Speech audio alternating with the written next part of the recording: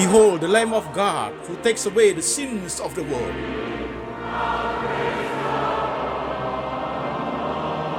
Jesus said, I am the way, the truth, and the life. No one comes to the Father but by me.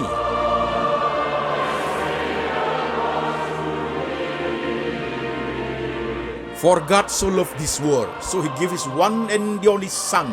Whoever believes in him shall not perish, but have eternal life. Shalom jemaat sekalian, saya Pendeta Antoni Chang. Salam kepada seluruh jemaat setia pendengar firman lewat Latsmi, Lembaga Antoni Chang Ministry Internasional. Ibadah Latsmi hari ini, tanggal 15 Desember, adalah khotbah seri Natal bagian kedua. Firman Tuhan hari ini kita ambil dari satu bagian saja, yaitu dari Injil Yohanes pasal 1 ayat 1 sampai 14. Demikian firman Tuhan.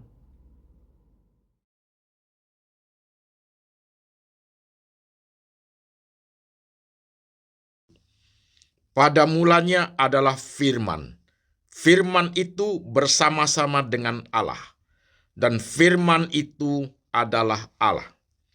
Ia pada mulanya bersama-sama dengan Allah.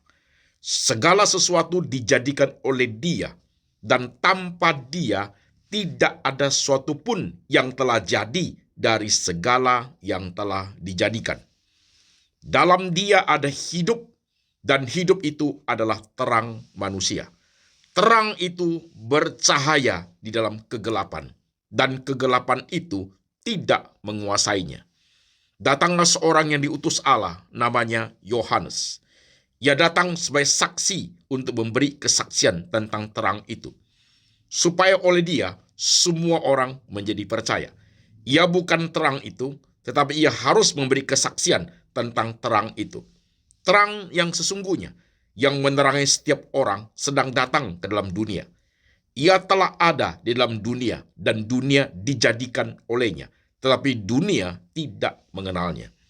Ia datang kepada milik kepunyaannya, tetapi orang-orang kepunyaannya itu tidak menerimanya. Tetapi semua orang yang menerima diberinya kuasa supaya menjadi anak-anak Allah, yaitu mereka yang percaya dalam namanya. Orang-orang yang diperanakan bukan dari darah atau dari daging, bukan pula secara jasmani oleh keinginan seorang laki-laki, melainkan dari Allah. Firman itu telah menjadi manusia dan diam di antara kita, dan kita telah melihat kemuliaannya, yaitu kemuliaan yang diberikan kepadanya sebagai anak tunggal Bapa, penuh kasih karunia dan kebenaran. Amin. Jemaat sekalian, firman sudah kita bacakan dan saudara sudah mendengar. Sekarang mari kita berdoa. Tuhan Yesus, kami sudah membaca firman-Mu, kami sudah mendengarkan firman-Mu. Roh Tuhan bekerja di ibadah hari ini. Urapi hamba-Mu, beri ia hikmat dan bijaksana, boleh menguraikan firman Tuhan dengan baik, dalam bahasa yang gampang dimengerti oleh seluruh lapisan jemaat. Kami ingin sekali Tuhan, dalam hidup kami boleh mengerti Natal, makna Natal sebaik mungkin, sehingga hidup ini boleh benar-benar menjadi suatu pengabdian untuk Tuhan. Kami siap hati, kami siap pikiran, kami siap iman untuk diberkati. Tuhan Yesus berbicara, kami mendengar. Dalam nama Tuhan Yesus kami berdoa. Amin. Shalom jemaat sekalian, apa kabar? Hari ini sudah tanggal 15 Desember. Seperti yang saya katakan minggu lalu, saudaraku, khotbah Natal di Lembaga Antoni Chang Ministry Internasional ini dibagi 3 seri. Hari ini sudah masuk Natal seri kedua. Minggu lalu seri pertama. Minggu lalu kita bicara temanya adalah Love and Sacrifices. Dan hari ini seri kedua Natal kita bicaranya adalah Behind the Gift, di balik pemberian hadiah itu. Oke saudaraku, dan firman Tuhan tadi kita sudah baca. Injil Yohanes pasal 1 ayat 1 sampai 14. Saudara perhatikan, kita pakai level aplikasi saja saudaraku untuk ibadah Natal. Kemudian frame of thinkingnya, tetap kita memakai integrative thinking. Oke? Nah, saudara perhatikan, saya akan mulai pelan-pelan. Saudaraku, seri kedua ibadah Natal ini, lewat Laksmi ini, saya akan mulai dengan satu ilustrasi. Satu ilustrasi. Seorang papa punya 3 anak. Anak paling besar, anak nomor 2, dan anak paling kecil. Papa itu memberikan suatu hadiah kepada setiap anaknya. Ketika hari hanya tiba, hadiah itu diberikan kepada anak-anaknya, saudaraku. Anak yang paling kecil bersorak-sorai, senang sekali. Langsung buka hadiahnya, bagus sekali hadiahnya. Dan dia teriak, "Thank you, Daddy." Dan dia pergi kasih lihat teman-temannya. Itu anak paling kecil. Anak nomor 2, saudaraku, sama. Teriak sukacita, barangnya bagus sama dengan adiknya. "Thank you, Daddy." Dia bawa pergi barangnya. Koko yang paling gede, saudaraku, sukacita juga, senang juga. Tetapi dia tidak buka hadiah itu di tempat waktu diberi itu, saudaraku. "Thank you, Daddy." Dia bawa hadiahnya, masuk ke kamarnya, saudaraku. Dia coba buka hadiahnya. Waktu dia membuka hadiahnya, dia terkesima. Karena hadiah dia dengan adik-adiknya sama. Hadiah-hadiah itu adalah hadiah yang mahal. Terkesima sesaat dengan bagusnya hadiah.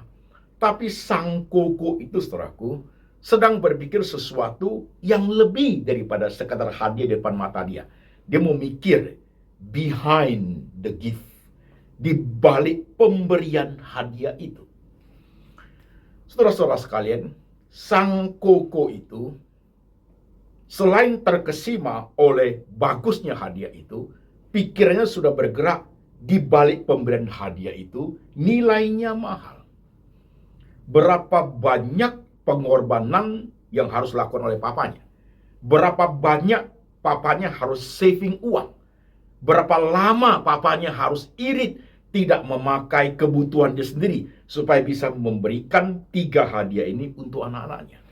Jadi koko yang gede ini, saudaraku, bukan sekedar senang dengan hadiah itu, tapi sedang berpikir behind the gift.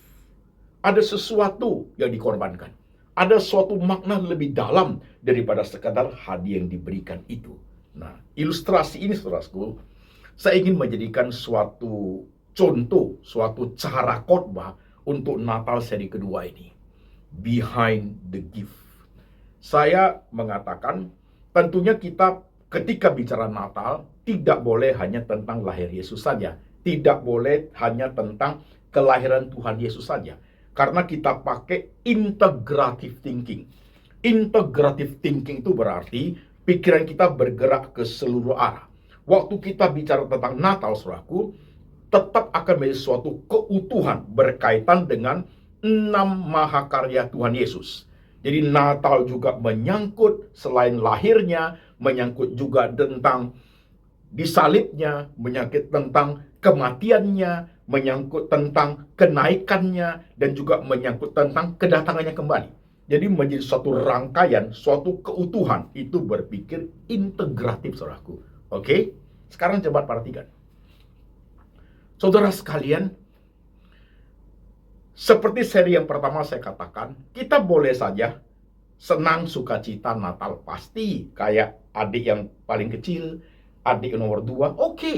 Tapi kita juga perlu belajar seperti koko yang nomor pertama. Dia sedang berpikir something behind the gift. Untuk berusaha memahami sesuatu yang lebih dalam, saudaraku.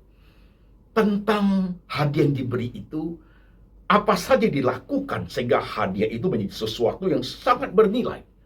Saudaraku, ketika kita bicara tentang Tuhan Yesus, perikop yang kita baca tadi itu, pada mulanya adalah firman, firman itu ada Allah, firman itu bersama-sama dengan Allah.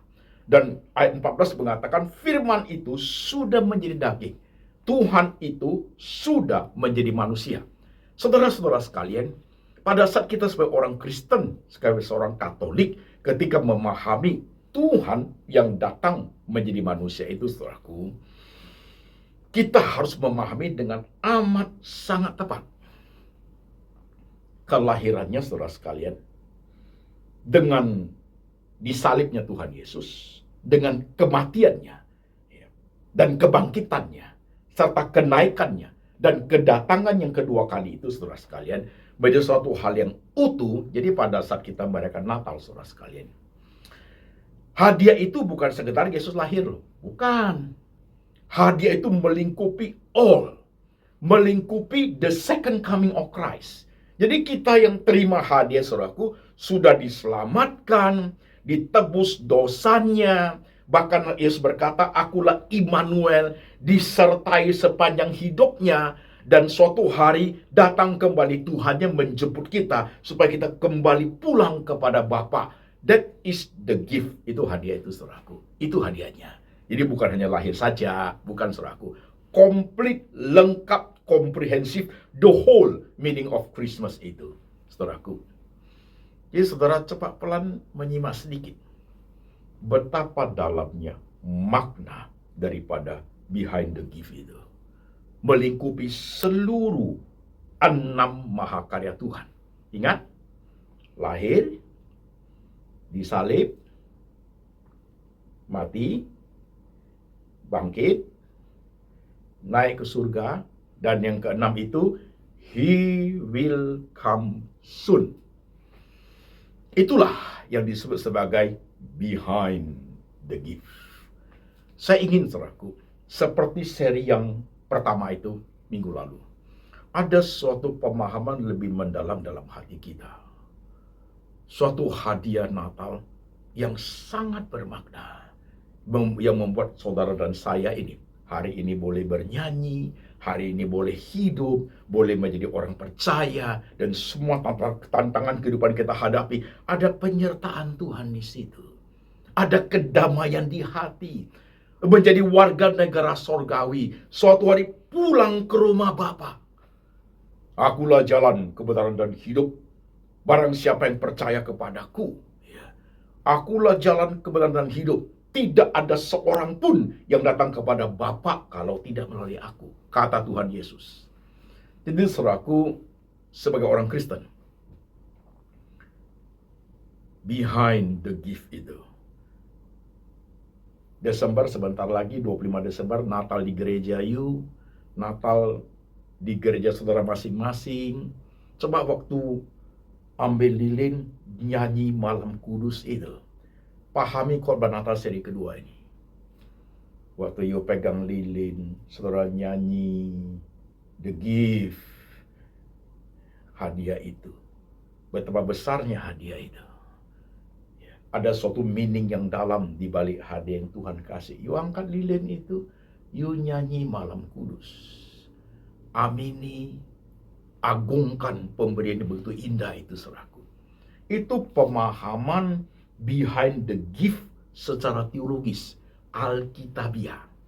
Tapi bagaimana dengan praktek kehidupan kita sebagai orang percaya, saudaraku? Tentunya pada saat Natal, orang akan sukacita, aksesoris Natal, hadiah Natal, pohon Natal, berbagai hadiah. Keluarga orang Kristen, orang Katolik pasti mereka sudah beli. Tapi saudara jangan lupa untuk satu hal. Banyak orang-orang yang tidak mampu. Banyak jemaat yang minim hidupnya. Banyak hamba Tuhan yang hidupnya itu sangat kurang, saudaraku. Ingat kemarin, minggu lalu, kami sudah tampilkan lewat Latsmi itu pelayanan di bawah mimbar, yaitu untuk jemaat yang miskin, panti jompo, anak-anak panti asuhan, jemaat yang tinggal di pinggiran rel kereta api, saudaraku, kita layani. Dan bukan saja kita layani pada saat Desember, enggak, saudaraku.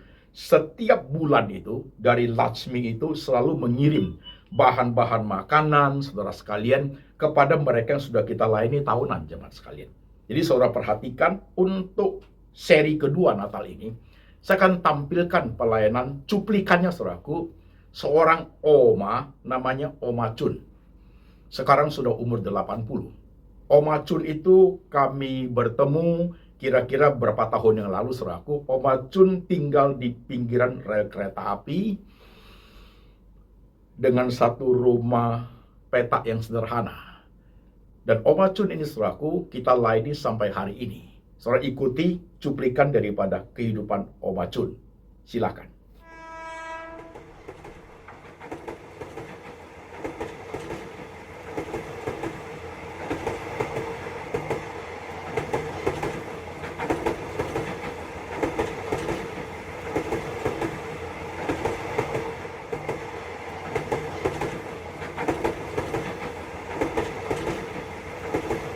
lebih dah hampir 60 ya. Pembantu nyuci piring, nyuci pakai kardus, jadi dirapiin kardusnya. Makanannya sehari-harinya.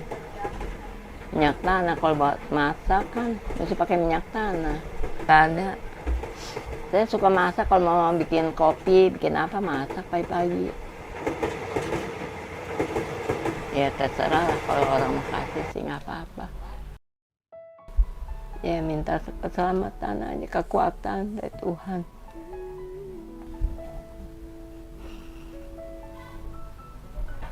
Tuhan kasih berkat rezeki kecukupan aja. Sehari-hari biar Tuhan cukupin aja.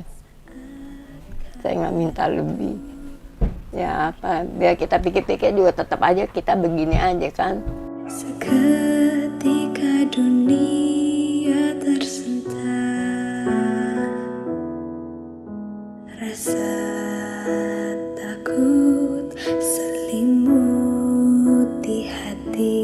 Saudara sekalian, selamat tahun baru 2021. Setulus hati 2021 akan memulai pelayanan pada minggu ini. Saudara-saudara sekalian, tadi saya sudah menyuruh tim survei Setulus Hati untuk pergi ke rumah Oma Cun, rumah petak Oma Cun, untuk menanyakan semua yang dibutuhkan oleh kehidupan Oma Cun. Dan informasi yang saya terima adalah, satu, Oma Cun membutuhkan beras, karena berasnya sudah habis, saudaraku. Kita akan memberikan beras. Oma Cun membutuhkan susu kental, saudaraku, kita juga udah belikan. Oma Cun membutuhkan termos, karena kalau termos malam dia mau minum, dia butuh air hangat, kita juga sudah belikan. Oma Cun butuh roti, kita udah belikan. Oma Cun juga butuh odol, sikat gigi, sabun, semua peralatan untuk keperluan dia sehari-hari, kita juga udah siapkan. Dan juga Oma Cun butuh kopi, dia juga kadang-kadang minum kopi.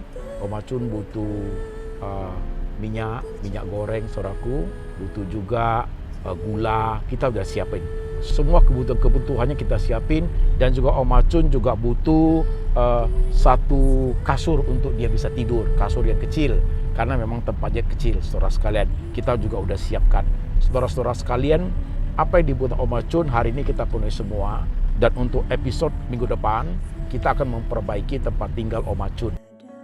Saya sekarang bersama tim untuk menyiapkan semua yang dibutuhkan. Dan kami akan segera mengunjungi Oma Cun. Ibu Cun, apa kabar? Sehat? Ini saya udah belikan Ibu Cun kasur kecil untuk taruh di bawah untuk bisa tidur. Itu yang kecil. Ini juga ini juga saya beliin untuk Ibu Cun termos ini Ibu Cun. Nah, termos ini bisa gini Ibu Cun. Ini diputar begini. Putar, taruh air panas. Oke. Kemudian putar balik ya Bu Cun ya. Udah putar balik kenceng putarnya ya Bu. Tinggal dipencet. Jadi kalau mau ambil air tinggal pencet sampai habis. Ini gini. Tinggal pencet. Gitu ya Bu Cun ya. Gitu ya. Nah, pegang dulu Bu Cun. Kemudian ini beras. Saya beli beras ini 10 kilo untuk Ibu Cun pakai. Ya, beras ya. Taruh sini aja Bu Cun. Ini beras. Iya. Kemudian ini Bu Cun. Ini tempat air minum ya, supaya bersin air minum nih. Masukkan air minum di sini ya. Air minum ada. Nggak dipanci. Ini minyak goreng untuk Ibu Cun ya. Ya, oke. Ini iya, ini apa? Teh. Ibu Cun bisa masak minum teh ya Bu ya. Ini yang Ibu Cun mau kan? Ibu Cun mau susu kental kan Bu? Nah, ini susu kental untuk Ibu Cun. Susu kental untuk Ibu Cun ya. Jadi malam-malam bisa apa kalau mau nyusu. Kemudian ada lagi kalau malam Ibu Cun lapar, energen Bu ya. Iya, coba energen. Ada, nggak apa-apa. Ibu Cun simpan makan. Karena kan bisa aja kapan lapar ya Bu ya. Energen. Kemudian ini apa ini? Ini gula. Ibu butuh gula kan? Ini gula ya Bu ya. Taruh di sini. Kemudian ini kan pelan-pelan. Ibu kan kopi. Ini kopi ya Bu ya. Suka kopi. Apalagi ya kecap kalau makan ya Bu ya. Kemudian ini alat kamar mandi, sabun lah, odol gigi ya, sampo. Ya, ini apa nih? Odol gigi untuk Ibu Cun pakai ya Bu Cun. Kemudian apalagi ini ada gelas, taruh gelas tutup supaya jangan ada kotoran ya Bu ya. Ini ya. Kemudian apalagi? Oh ini Indomie. Satu dus Indomie ya Bu Cun, taruh sini. Nanti Bu Cun kalau lapar bisa makan. Ini berasnya satu lagi Bu Cun. Nggak apa-apa, berasnya taruh sini ya. Kemudian ini bingkisan Natal, karena nggak sempat kemarin ya Bu ya. Ini bingkisan Natal untuk Ibu Cun. Dalamnya juga ada roti, banyak untuk bingkisan Natal untuk Ibu Cun. Enggak, nanti minggu depan tim Setulus Hati akan perbaiki rumah Ibu Cun ya. Jadi jangan khawatir, Tuhan sudah jawab kebutuhan Ibu Cun, semua sudah ada, tinggal Ibu Cun makan ya, jaga kesehatan ya Bu Cun ya. Oke, nah ini nanti alat-alat dapur kita kasih. Ibu Cun masih pakai kompor ya? Biasanya kalau pakai kompor pakai apa dong kalau bisa? Minyak tanah ya. Oke. Nanti ini apa? Kita perbaiki ya Bu Cun ya. Jadi sehingga tidak ada meja, tidak mengganggu tempat gitu ya Bu Cun. Nanti kita desain dengan baik supaya Ibu Cun bisa tinggal dengan nyaman. Ibu Cun nggak usah khawatir tentang uang gitu. Yang kita khawatir tentang kesehatan Ibu Cun dan tempat yang Ibu butuhkan begitu. Ya Bu ya. Oke. Saya doa untuk Ibu Cun ya. Tuhan berkati Ibu Cun tetap sehat di hari tuanya. Sudah tahun 2021 Tuhan Yesus, banyak kebutuhan Ibu Cun yang dia butuhkan. Tim Setulus Hati sudah siapkan. Dan minggu depan kami akan perbaiki tempat tinggalnya supaya bisa tinggal lebih nyaman. Terima kasih, berkati kesehatan Ibu Cun. Dalam nama Tuhan Yesus kami berdoa. Amin. Ya Bu Cun ya. Tuhan selalu mendengar doa Ibu Cun. Baik Ibu ya. Saya permisi ya Bu ya. Oke baik Bu. Di kosan petak dan kumuh, Oma Cun menghabiskan masa tuanya selama 50 tahun. Tidur beralaskan kardus, tanpa selimut, dan penuh debu sudah menjadi kebiasaan yang harus dia syukuri. Urusan makan dan keuangan, yang dia minta hanyalah Tuhan memberi kecukupan setiap hari dan tidak lebih daripada itu. Pasrah dengan keadaan dan berserah kepada Tuhan adalah solusi yang dia lakukan. Kelak akan tiba waktunya pertolongan Tuhan datang tanpa diduga. Inilah yang Oma Cun harapkan. Tuhan kasih berkat rezeki kecukupan aja. Sehari-hari biar Tuhan cukupin aja. Saya nggak minta lebih. Dengan kekuatannya semua berjuang. Hari ini kami kembali ke rumah Oma Cun, tim Setulus Hati dan saya untuk memperbaiki tempat tinggal Oma Cun. Berharap tahun yang baru ini Oma Cun akan mendapat suasana tempat tinggal yang lebih baru, bagus dan bersih. Setelah saya melihat keadaan rumah Oma Cun, apa-apa yang dibutuhkan, saya bersama dengan tim Setulus Hati pergi membeli semua kebutuhan yang dibutuhkan oleh Oma Cun. Kini saatnya buka hati. Ini waktunya. Kita membeli lemari pakaian, kita membeli karpet, membeli alat-alat dapur, kemudian kita juga beli karpet yang tebal, kita beli bantal, beli guling supaya Oma Cun bisa tidur ya, dengan nyenyak lah ya. Tim saya, tim Setulus Hati yang lain sedang membersihkan rumah Oma Cun. Dinding yang kusam akan dicat, lantai yang penuh dengan debu akan dibersihkan. Dan kami akan merapikan kamar ini menjadi kamar yang lebih baik dan layak bagi kesehatan dan masa tua Oma Cun. Kami akan membuat suasana yang baru agar Oma Cun bisa merasakan sukacita. Hidup hanya sementara. ada yang dibawa pergi, kelak nanti semua berakhir. Kau di atas segalanya. Kini saatnya buka hati. Ini Oma, yuk pelan-pelan. Ayo, Oma, yuk, awas kepleset ya. Yuk pelan-pelan. Yuk. Iya. Nih. Oh iya, ini Om Acun. Kamarnya udah bagus. jangan Tuhan, Kau di atas segalanya. Iya, Om Acun masuk ke dalam. Ya, duduk di situ. Iya. Om Acun, ini dindingnya udah bersih semua. Tidurnya di sini. Ini tempat baju Om Acun. Itu tempat makanan Om Acun. Saya taruh salib satu. Jadi benar nanti Om Acun bisa doa. Jadi semua makanan udah cukup. Ya, nah sekarang kita juga kasih Om Acun ini kompor gas Om Acun. Jadi Om Acun sekarang jangan masak pakai kompor, pakai minyak tanah lagi, bahaya. Jadi kita beliin kompor gas. Ininya Om Acun harus di depan. Ini ya. Iya, harus depan.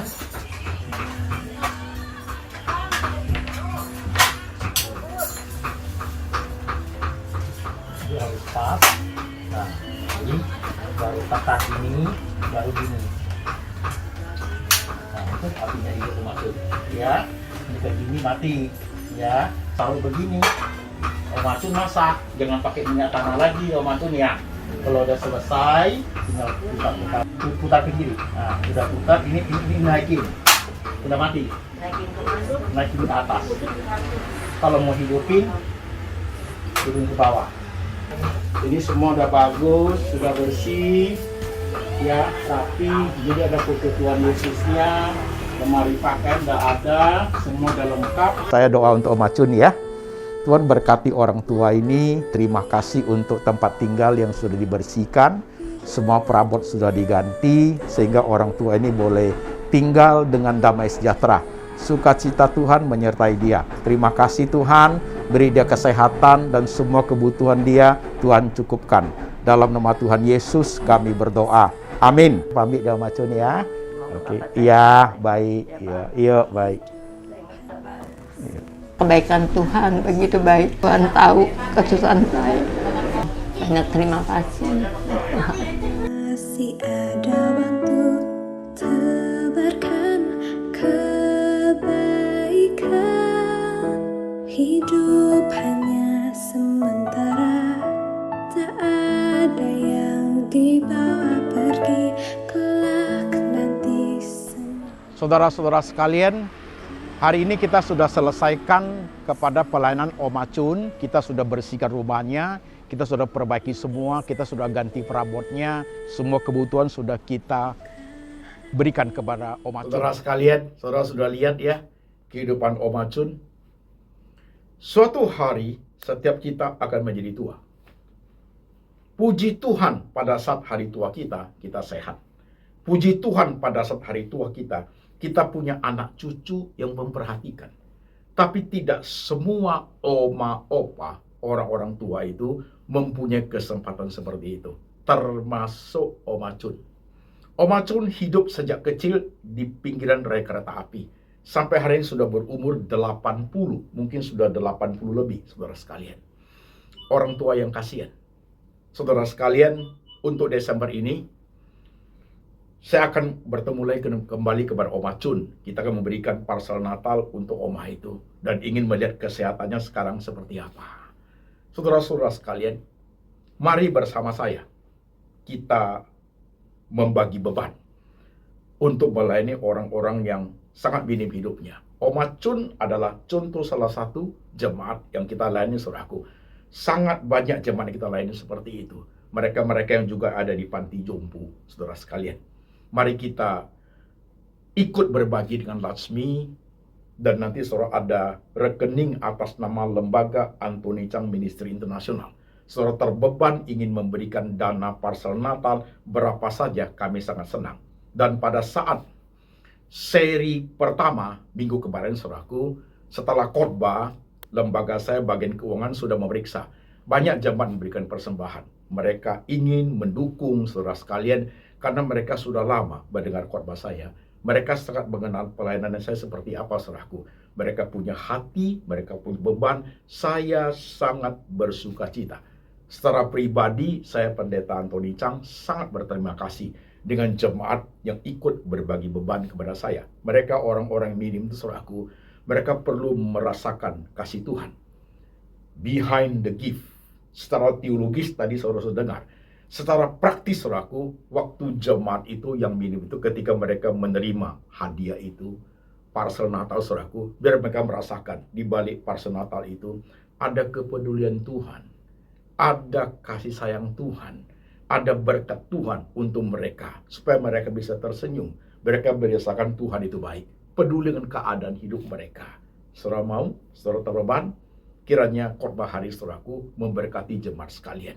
Baik jemaat, sekarang mari kita tunduk kepala, kita berdoa sebentar. Saudara-saudara sekalian,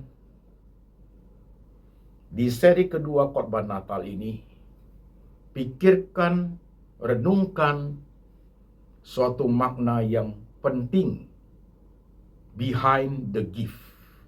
Tidak sekedar kita menerima hadiah itu, tapi renungkan paling dalam di balik pemberian hadiah itu.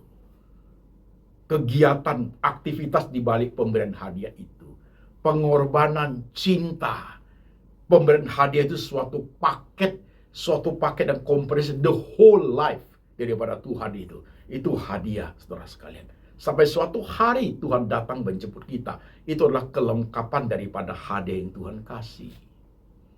Sadarkah kita semua waktu kepalamu tertunduk di Natal 2024 ini, saudara sekalian, kau menerima hadiah yang sangat besar. Hadiah menyangkut seluruh hidup kita. Bukan saja hidup di bumi ini, tetapi juga hidup di surga. Bukan saja sekedar kita diselamatkan di muka bumi ini, tapi suatu hari Tuhan datang kembali menjemput setiap kita yang percaya. Itu hadiah. Hadiah yang sangat besar. Mari jemaat sekalian, pada saat kita mengerti firman seperti ini, firman itu sudah menjadi daging. Mari kita praktekkan hidup sebagai anak-anak Tuhan, sebagai perpanjangan tangan Tuhan. Kita memberikan bantuan kepada mereka yang sangat membutuhkan, orang-orang yang miskin. Anak-anak Tuhan, saudara-saudara seiman kita yang sangat membutuhkan. Mereka hanya butuh supaya bisa makan. Mereka hanya butuh untuk diperhatikan. Mereka hanya butuh supaya kesehatannya terjamin. Mereka hanya butuh untuk kebutuhan kehidupan yang paling mendasar. Mari tangan kita, saudaraku. Tangan kita, hati kita, pikiran kita, seperti Tuhan. Kita datang kepada mereka di suasana Natal ini, saudaraku. Kita beri sesuatu kepada mereka supaya melihat senyum mereka. Ada sukacita di situ. Terima kasih Tuhan Yesus. Kami yang hidup di Indonesia, di banyak kota di Indonesia, dan kami yang hidup di banyak kota di negara lain. Ajar kami Tuhan, di tengah kehidupan kami boleh berbagi cinta, boleh berbagi kasih, boleh berbagi berkat di suasana Natal ini. Kami boleh memberikan parsel Natal kepada orang-orang yang membutuhkan. Terima kasih Tuhan. Dan untuk hidup pribadi kami, berikan kami sukacita yang dalam. Anak-anak kami, istri, suami, anak cucu, kami masih muda Tuhan, kami percaya tangan-Mu selalu menyertai kami. Tuhan Yesus, letakkan tangan-Mu di pikiran jemaat, letakkan tangan-Mu di hati jemaat, meteraikan firman ini, supaya mereka hidup seturut dengan firman, dan berkat ini turun atas jemaat. Kasih dari Allah Bapa menyertai Engkau. Tuhan Yesus, Gembala yang baik, pemeliharaan jiwamu. Dan Tuhan Roh Kudus senantiasa mengingatkan engkau akan kitab suci. Hidup seturut dengan firman. Sampai selama-lamanya. Sampai suatu hari Tuhan datang kembali menjemput setiap yang percaya. Dalam nama Tuhan Yesus. Amin.